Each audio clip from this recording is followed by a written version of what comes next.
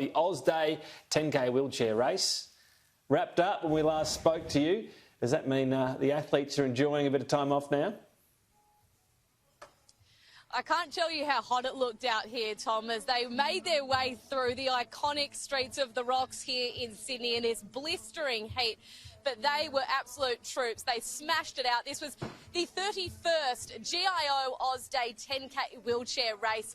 And it is one of the very rare events that's actually been given the green lights this year, and that is obviously due to COVID restrictions. Last year, there were some 33 competitors from 6 different countries descending on the Rocks here. This year, that was wilted down to just 13 athletes, but none the less skillful. After the race, I spoke to Madison de Rozario, who took out the open wins comp.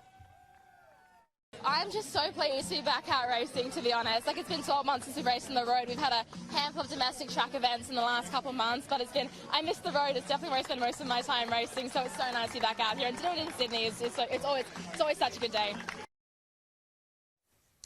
Last night in Sydney, we saw the Opera House lit up with some beautiful artwork by Indigenous woman Frances Bell Parker. We also saw at sunrise this morning the Australian flag and Aboriginal flag for the first time being raised together in Sydney on Australia Day, obviously a sign of unity. We also had a smoking ceremony early this morning that was attended by the New South Wales Governor and also the Premier Gladys Berejiklian. Down here in the Rocks at the moment, the race has finished, Tom, and the festivities are starting to get underway. We've got a few people that have come out starting to drink already, just 11 a.m. So it's certainly starting to really build here. We've got some live music behind me as well. A few people are out and about trying to make the most of it.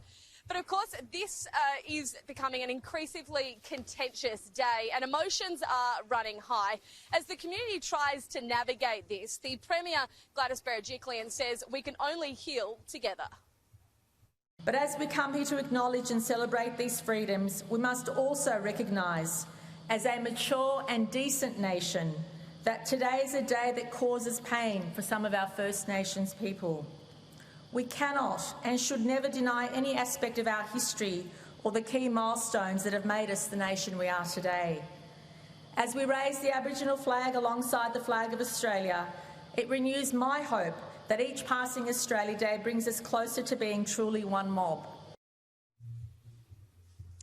So no matter what your plans are for Australia Day, do make sure that you are staying hydrated and staying in the shade when possible. We're heading for a top of 36 degrees in the CBD today and out in the western suburbs even hotter with a top of 41.